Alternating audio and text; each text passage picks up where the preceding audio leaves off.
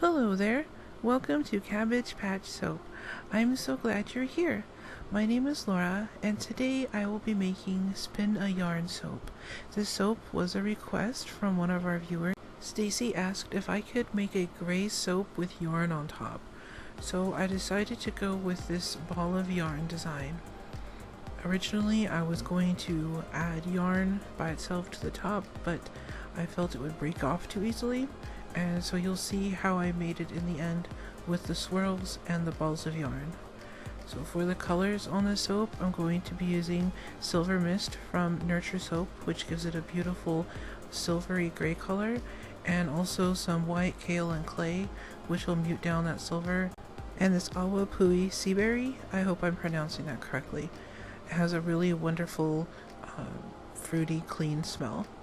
So here's the lye water going in. And I'm just going to stick blend this together. The oils in this are all vegan and organic.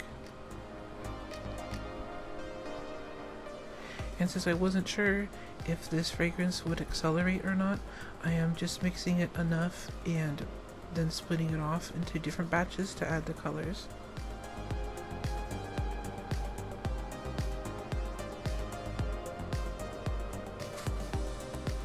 So that's the Silver Mist going in.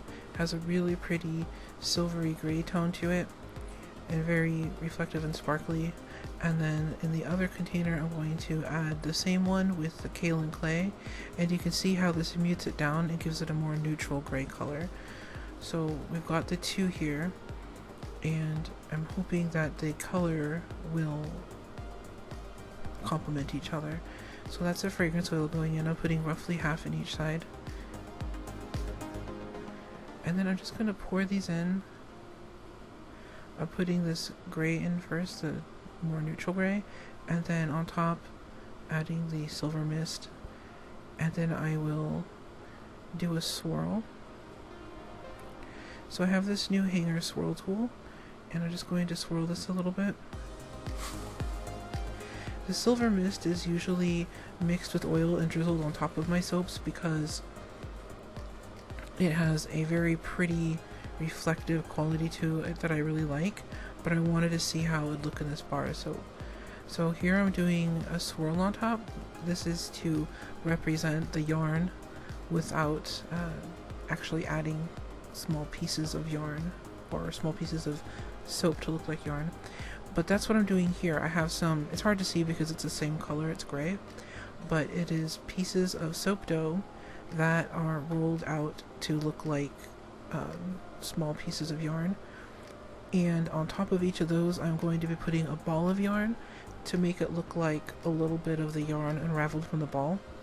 I felt it would be safe to just put the one little piece of soap dough for yarn and then the ball on top, rather than a mass of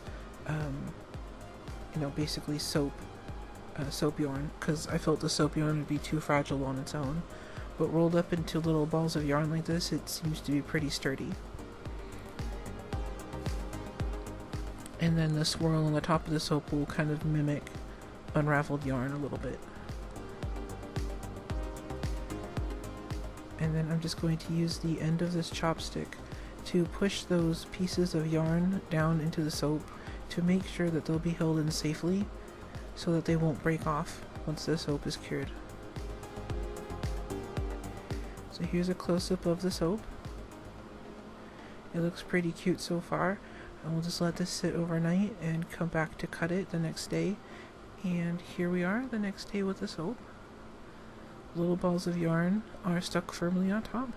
And now that it's cured, you can better see the little ends of the yarn that I've unrolled there. And I'm going to very carefully measure this. I don't want to cut off any of the balls of yarn.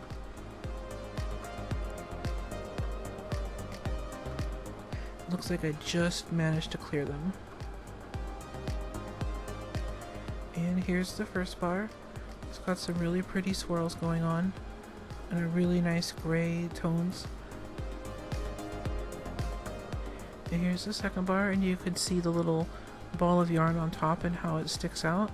I think these came out really cute. If you like these bars, definitely consider giving my video a like and subscribing to my channel. It really helps me out. I would also love to hear any suggestions you might have. Please leave a message down below. And hopefully Stacy likes these soap bars. And thank you for watching. Have a great day.